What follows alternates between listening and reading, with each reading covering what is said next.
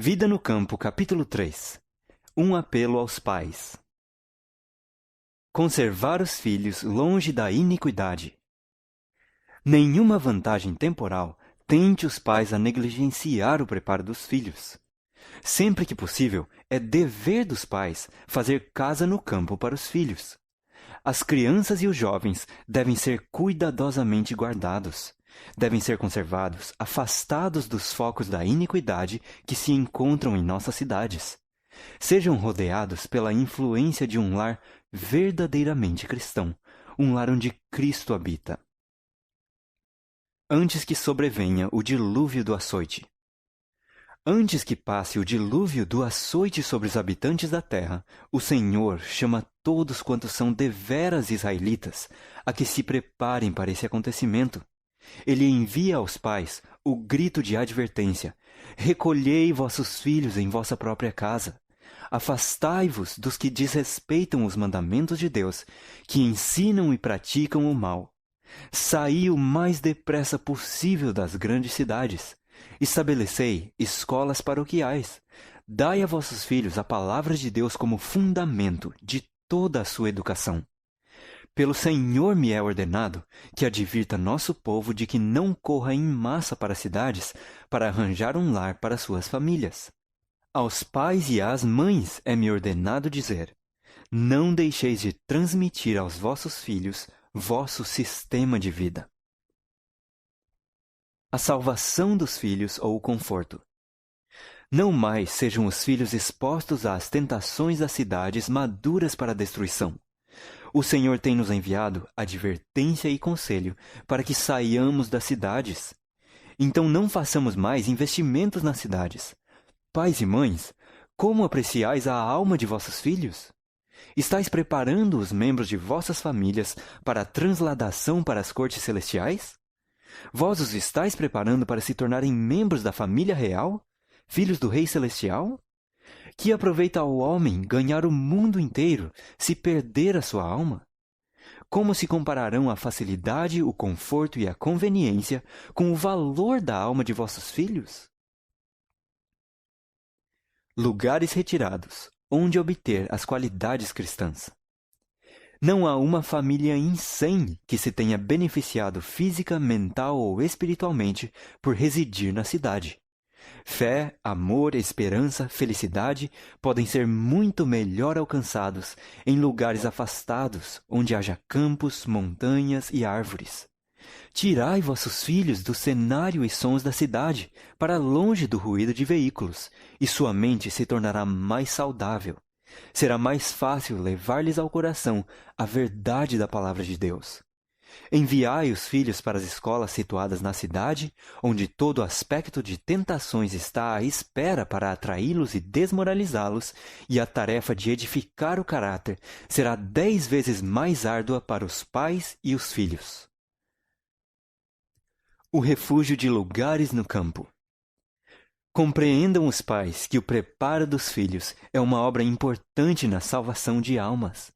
Em lugares campestres, encontrar-se-á exercício abundante e útil ao fazerem-se as coisas que precisam ser feitas e que darão saúde física por desenvolverem os nervos e os músculos. Sair das cidades é minha mensagem para a educação de nossos filhos. Deus deu aos nossos primeiros pais os meios da verdadeira educação, quando lhes ensinou o cultivo do solo e a cuidar de seu lar no jardim. Depois da entrada do pecado, pela desobediência às ordens do Senhor, a obra de cultivo do solo que devia ser feita foi grandemente multiplicada, pois a terra, devido à maldição, trouxe espinhos e cardos. Mas o trabalho em si mesmo não foi dado por causa do pecado. O grande mestre abençoou, ele mesmo, a obra de cultivo do solo. Como nos dias de Noé.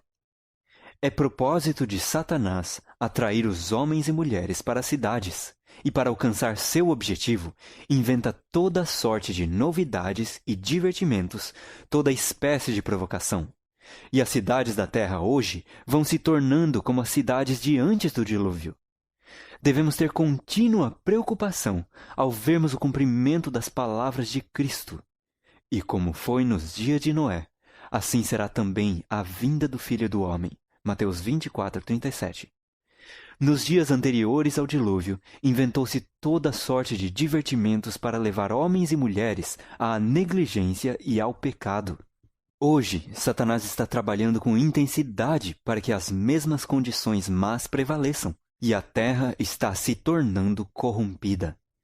Pouco será respeitada a liberdade religiosa por professos cristãos, pois muitos deles nenhuma compreensão têm das coisas espirituais. Não podemos deixar de ver que o fim do mundo está prestes a vir. Satanás está operando sobre a mente de homens e mulheres, e muitos parecem estar cheios do desejo de divertimento e agitação. Como nos dias de Noé, toda espécie de mal está se multiplicando. O divórcio e o casamento estão na ordem do dia. Num tempo como este, o povo que procura guardar os mandamentos de Deus deve procurar lugares afastados, longe das cidades. Não é privação. Quem será advertido? Outra vez dizemos, saí das cidades. Não considereis uma grande privação terdes de ir para as colinas e montanhas, mas buscai esse retiro, onde podereis estar sozinhos com Deus, para aprender sua vontade e seu caminho. Insisto com o nosso povo para tornar o trabalho de sua vida procurar a espiritualidade. Cristo está à porta. Por esse motivo é que digo ao nosso povo, não considereis uma privação serdes convidados a abandonar as cidades e mudar-vos para as zonas rurais. Aí ricas bênçãos aguardam aos que delas se quiserem apoderar. Contemplando as cenas da natureza, as obras do Criador, estudando as obras das mãos de Deus, imperceptivelmente sereis transformados à mesma imagem. Para conseguir os melhores resultados na vida. Uma residência dispendiosa, mobília trabalhada, ostentação, luxo e conforto não proporcionam as condições essenciais a uma vida útil e feliz. Jesus veio a este mundo a fim de realizar a maior obra jamais efetuada entre os homens. Veio como embaixador de Deus para nos mostrar a maneira de viver, de modo a conseguir na vida os melhores resultados. Quais foram as condições escolhidas pelo Pai Infinito para seu Filho? Uma habitação isolada nas colinas da Galileia, um lar mantido pelo trabalho honesto e respeitável, vida de simplicidade, luta diária com as dificuldades e provações, abnegação, economia e serviço paciente, feito com contentamento.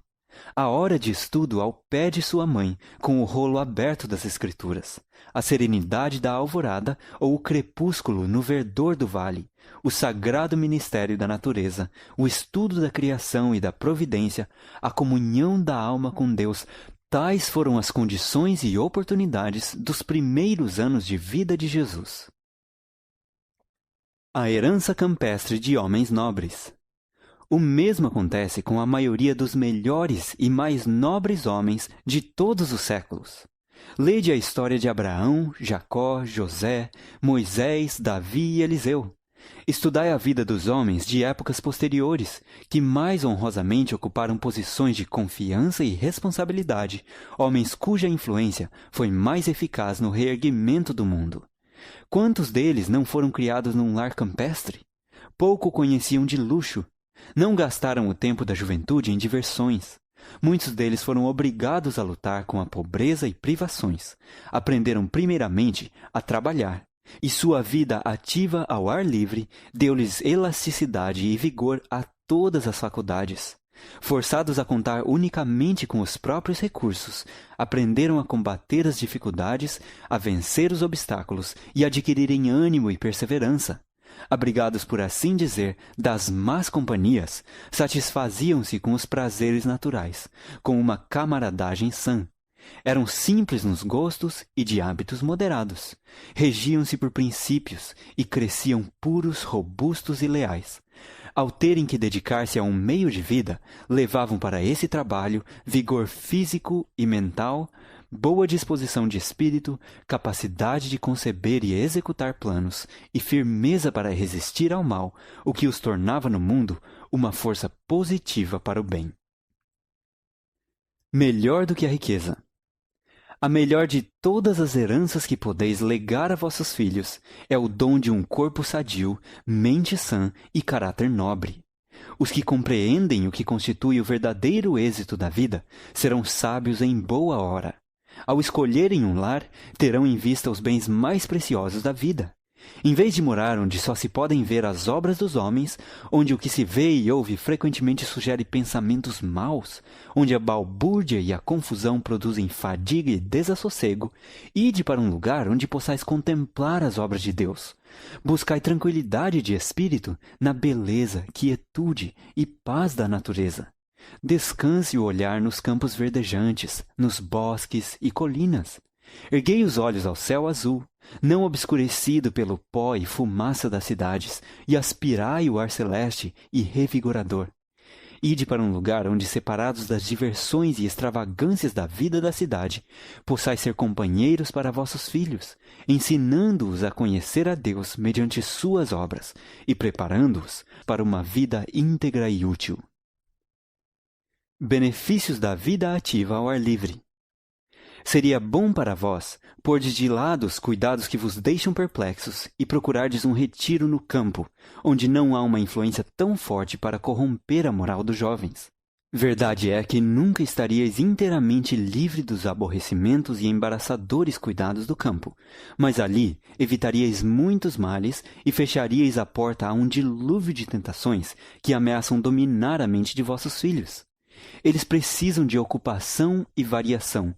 A monotonia do seu lar torna-os desassossegados e impertinentes, e têm contraído o hábito de se misturarem com os meninos viciados da cidade, obtendo assim uma educação de rua.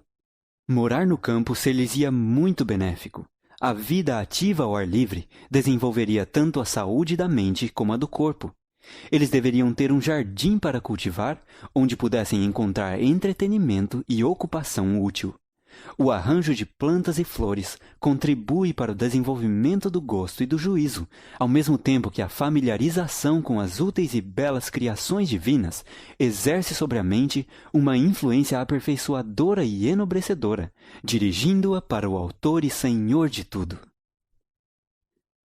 Não esperar milagres para desfazer os erros. Olho para estas flores e cada vez que as vejo penso no Éden. São uma expressão do amor de Deus por nós. Assim nos dá Ele, neste mundo, uma pequena prova do Éden. Quer que nos deleitemos nas belas coisas de sua criação e que nelas vejamos uma expressão do que Ele deseja fazer em nosso favor. Ele quer que vivamos num lugar em que possamos ter bastante espaço. Seu povo não se deve apinhar nas cidades. Quer que eles tirem sua família das cidades, para que melhor se possam preparar para a vida eterna. Dentro em breve terão de abandonar as cidades. Essas cidades estão repletas de toda espécie de iniquidade, com conflitos e assassínios e suicídios. Satanás está nelas, controlando os homens em sua obra de destruição. Sob sua influência matam pelo gosto de matar, e isso farão cada vez mais. Se nós mesmos nos colocamos sob influências objetáveis, poderemos esperar que Deus opere um milagre para desfazer os resultados de nossa atitude errada? De maneira nenhuma. Saí das cidades o mais depressa possível e comprai um pequeno espaço de terra, onde possais ter um jardim, em que vossos filhos possam ver as flores crescerem e delas aprenderem lições de simplicidade e pureza. O fim do capítulo 3 do Vida no Campo.